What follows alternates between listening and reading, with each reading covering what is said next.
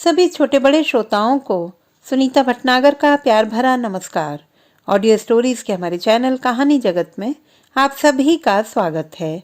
हिंदी कहानियों की श्रृंखला में आइए आज सुनते हैं शशि भूषण जी द्वारा रचित कहानी खेल।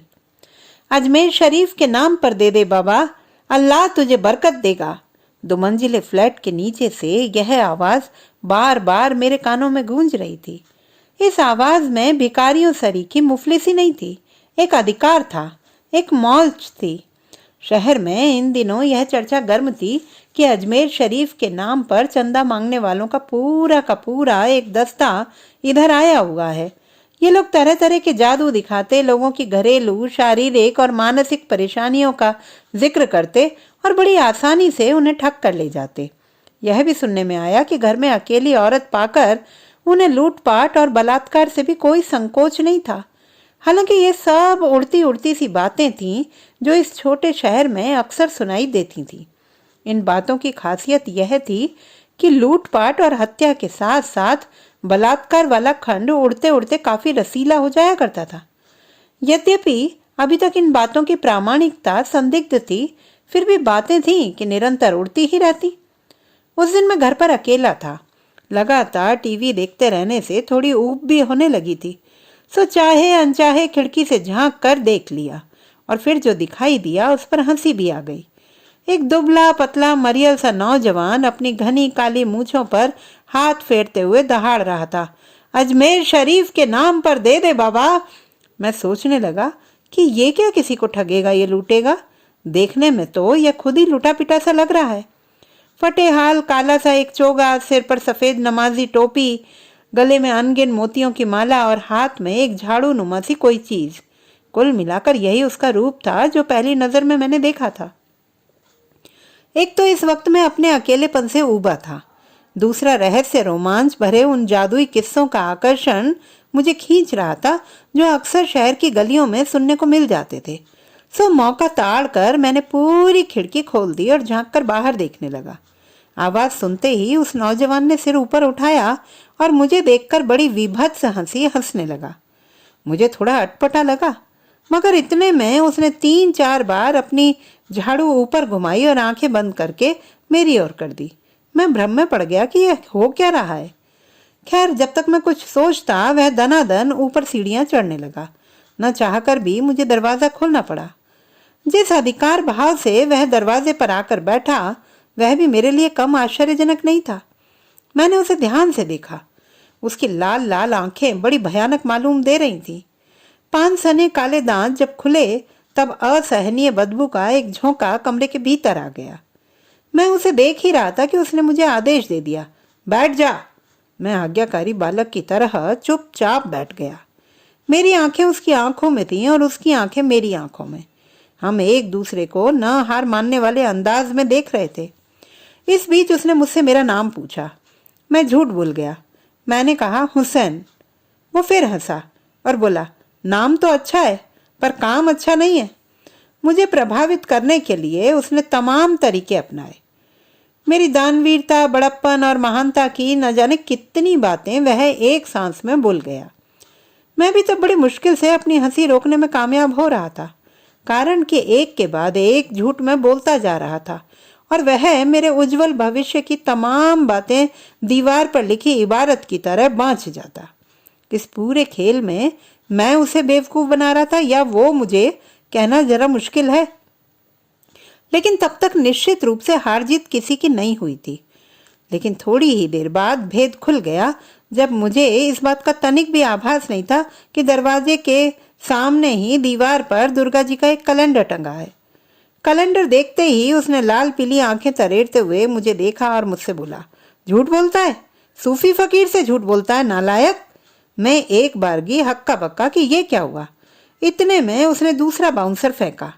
फर्श से थोड़ी मिट्टी उठाकर माथे से लगाई और कुछ बुदबुदाने लगा। मैं अभी पुराने झटके से ही नहीं उभरा था कि उसने मिट्टी वाला हाथ जोर से जमीन पर दे मारा। मुट्ठी खोली तो उसमें दुर्गा जी की एक मूर्ति थी। मैं बड़े जोर से हंसा और बोला, तो हिंदू है, मुसलमान नहीं, तू झूठ बोलता है। अब मैं समझ चुका था कि मेरा दांव गलत पड़ा है। सचमुच मैं हिंदू ही हूँ, इस बात का एहसास मुझे उसकी मुट्ठी से निकली दुर्गा जी की मूर्ति से हुआ था। मगर मैं भी कहाँ हार मानने वाला था। बोला, बाबा शायद आपको कुछ गलत फहमी हुई है, मेरा नाम तो उमेश है, आपने शायद हुसैन समझ लिया। मेरे इस जवाब से शायद वह कुछ संतुष्ट हुआ। फिर एक लंबी सांस छोड़ी और गंभीरता से बोला, पहले एक गिलास पानी पिला बच्चा। मैं उसे जल्दी छोड़ने के मूड में नहीं था, इसलिए उठा और एक गिलास पानी ले आया। पानी पीकर वह बोला, फ्रिज का पानी नहीं था क्या? उसके इस प्रश्न में मुझे छिपा हुआ व्यंग्य भी नजर आया। सचमुच उस समय तक हमारे यहाँ फ्रिज नहीं था। मैंने लाज छुपाने की गरज से कहा, नहीं, फ्रिज खराब पड़ा है। इस पर वह मुस्कुराया। उसकी इस मुस्कुराहट ने मुझे अंदर तक चिढ़ा दिया। मन तो हुआ कि साले के मुंह पर एक तमाचा लगा दूं और पूछूं कि फकीरों को कब से फ्रिज के पानी की लत पड़ गई। मगर मैंने ऐसा कुछ नहीं किया। अब तक मैं उसकी आंखों से भी कुछ कुछ डरने लगा था, फिर भी हारने को कतई तैयार नहीं था। अपनी वैज्ञानिक सोच और पढ़े लिखे होने का दंभ मुझे ऐसा करने भी नहीं देता। खैर, पानी पिलाकर मैं चुपचाप उसके पास बैठ गया। अब उसकी बातचीत का अंदाज भी बदल चुका था। पहले जहां वह भरसक उर्दू का प्रयोग कर रहा था और खुदा और पैगंबर की दुहाई दे रहा था, वहां अब उमेश नाम के प्रभाव से उसकी जुबान पर हिंदू देवी देवताओं को काबिज कर दिया था। मैं एकाएक उसके व्यवहार परिवर्तन से चौंका तो जरूर, मगर फिर मुझे इस खेल में मजा आने लगा। फकीर अजमेर शरीफ से आया है। बाबा, अजमेर शरीफ का प्रसाद अगर मिल जाए तो बड़े बड़ों की किस्मत का ताला खुल जाता है। बोल, बाबा का प्रसाद लेगा? मैं चुप रहा। यह खबीस अब जाने क्या देने वाला है। फिर सोचा, देखने में क्या हर्ज है। इतने में उसने अपना सवाल फिर दोहराया। मैंने कहा तो बोला हूं नहीं, बोल बाबा का प्रसाद लूंगा। मैंने भी उसकी इबारत दोहरा दी। इधर मैं उसकी इबारत दोहरा ही रहा था कि वह हंसा। अक्ल अच्छी है मगर कभी कभी बुद्धू बन जाता है। ठीक है, ले, बाबा का प्रसाद ले, चमत्कार होगा। चमत्कार हम हिंदुस्तानियों की कमजोरी है। अच्छे खासे लोग भी इस चमत्कार के चक्कर में बड़े बड़े पापड़ बेलते देखे गए। मैं तो एक अदना सा इंसान था। सो वह जैसा कहता गया मैं करता गया। भीतर से यही एक संतोष था कि अभी तक बेवकूफ नहीं बना हूं। वह लगातार चमत्कार पे चमत्कार कर रहा था और मैं उसे देख रहा था। अब भी उसकी आंखें मेरी आंखों को छेद रही थी। उन आंखों के लाल लाल डोरे शराब की मस्ती में मस्त थे। घात प्रतिघात दोनों तरफ से हो रहे थे और हारने को कोई तैयार नहीं था। उसने इस बीच मेरी कुछ व्यक्तिगत परेशानियों का भी जिक्र किया। हालांकि उसकी बातें अस्पष्ट थीं, फिर भी मुझे चौंकाने के लिए उसमें काफी कुछ था। लग रहा था जैसे उसने मेरी कमजोर नस पकड़ ली है।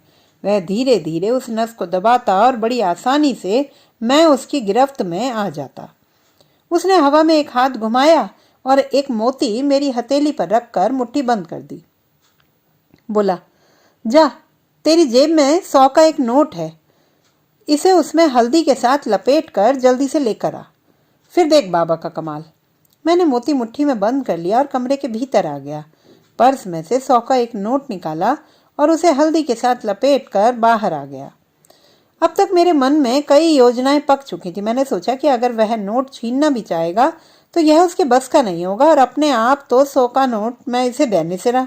खैर, इस बीच आत्मरक्षा के भी कई उपाय मैंने कर लिए थे। मसलन अलमारी से चाकू निकाल कर जेब में डाल लिया था और एक डंडा निकाल कर दरवाजे के पीछे छिपा दिया था। हालांकि इस बीच किसी चमत्कार की क्षीण सी आशा मेरे मन में थी। इसे कैसे छिपाऊं? संस्कारवश साधु संतों और फकीरों के प्रति मन में इतना अविश्वास भी नहीं था। सो हर तरह से अपना बचाव करते हुए मैं नोट लेकर उसके सामने आया। उसने नोट लिया और जोर से हंसा। यह हंसना कम था, कुंभकर्णी ठहाका ज्यादा था। ठहाका लगाते ही उसने अपना हाथ जोर से जमीन पर पटका। हाथ में लिया नोट सचमुच गायब हो चुका था। अब उसकी जगह एक ताबीज शेष रह गया था। मेरी तो जैसे सांस ही रुक गई। बुद्धि ने काम करना बंद कर दिया। इस बीच वह फकीर आंखें बंद कर दुआएं पढ़ रहा था और मेरे मन में अपने रुपये को लेकर घमासान मचा हुआ था। क्षण भर में 2-3 योजनाएं मन में कौन गई और मैं सतर्क हो गया। इतने में उसने आंखें खोली और खीसे निपोड़ता हुआ बोला, जा, बाबा ने तेरा काम पक्का कर दिया। महीने की 15 तारीख तक तेरे 5 काम पूरे हो जाएंगे। मैं कुछ नहीं समझा, कुछ भी नहीं, क्योंकि अब भी मेरे दिमाग में अपने 100 रुपए के नोट को लेकर उथल पुथल मची हुई थी। मैंने तुरंत झपट कर उसका झोला उठा लिया और तैश में आकर बोला, नाटक मत करो, अब बहुत हो चुका, मेरे 100 रुपए वापस करते हो कि नहीं? इतना सुनना था कि उसकी आंखों के लाल लाल डोरे और लाल हो गए। अरे बज्जात, बाबा ने तेरा काम पक्का कर दिया है। पैसा तो हाथ का मैल होता है, मैं तो उसे बाल बराबर भी नहीं समझता। वह लगातार बक रहा था और अश्लील गालियां दे रहा था। इधर मेरी जुबान पर सिर्फ एक बात थी, मेरे पैसे वापस करते हो कि नहीं? अभी तक जो चीज मेरे लिए महज एक खेल थी, वह अचानक मेरी अस्मिता का प्रश्न बन चुकी थी। मैं तैयार था कि अगर उसने कुछ गड़बड़ की तो मैं दरवाजे के पीछे छिपा अपना डंडा उठा लूंगा। अब सोचता हूं तो लगता है कि इन सारी बौद्धिक क्रियाओं के पीछे मेरी राजनीति ही काम कर रही थी। आखिर जीतना तो मुझे ही था और इसके लिए मैं किसी भी सीमा तक जा सकता था। शायद वह मेरे इस खेल को समझ गया था और इसीलिए उसने एक अंतिम दांव खेला। ताबीज मेरे हाथ से लेकर एक बार फिर हवा में हाथ घुमाया और मेरा नोट मेरे हाथ पर रख दिया। मेरी जान में जान आई, मगर खेल अभी खत्म नहीं हुआ था। बाबा अजमेर शरीफ की दुहाई अब भी जारी थी। बीच बीच में लक्ष्मी, दुर्गा या जय श्री राम का उद्घोष भी हो जाता। अब वह 100 रुपए से उतर कर 50 पर आ गया और अजमेर शरीफ पर चादर चढ़ाने की बात करने लगा। जय श्री राम के उद्घोष के बीच बाबा अजमेर शरीफ का सांप्रदायिकरण करने पर भी वह तुल गया था, मगर मैं उसकी किसी भी दलील से नहीं पसीजा। आखिर उसने विशुद्ध व्यावसायिक तरीके से सौदेबाजी भी शुरू कर दी। जैसे जैसे रेट गिरते उसके चेहरे के भाव भी बदलते जाते। अब उसमें पहले की तरह आक्रामकता नहीं थी, एक दयनीय याचना थी। इस याचना में छिपे अर्थशास्त्र को अब मैं समझने लगा था। दो भिन्न अर्थशास्त्रों के अंतः संघर्ष अपनी अंतिम परिणति पर पहुंचते इससे पहले ही एक ने हार मान ली और बड़प्पन दिखाते हुए उठ खड़ा हुआ। अब बाजी मेरे हाथ में थी। यही एक मौका था जब मैं अपनी दयालुता और दानवीरता का सार्वजनिक प्रदर्शन कर सकता था। मैंने झट अपनी जेब में हाथ डाला और 5 का नोट उसके हाथ पर रखते हुए बोला, बाबा अजमेर शरीफ के नाम। उसने एक फीकी मुस्कान के साथ नोट मेरे हाथ से ले लिया और जल्दी जल्दी सीढ़ियां उतरने लगा। मैं फिर अपने कमरे में आकर टीवी से चिपक गया। फ्लैट के नीचे से अब भी वही अधिकार भरी मौजू आवाज गूंज रही थी, अजमेर शरीफ के नाम पर दे दे बाबा, अल्लाह तुझे बरकत देगा। तो दोस्तों, ये थी हमारी आज की कहानी। आपको कैसी लगी कमेंट बॉक्स में लिखना ना भूलें। चैनल को सब्सक्राइब करें, लाइक करें और मित्रों के साथ शेयर करें।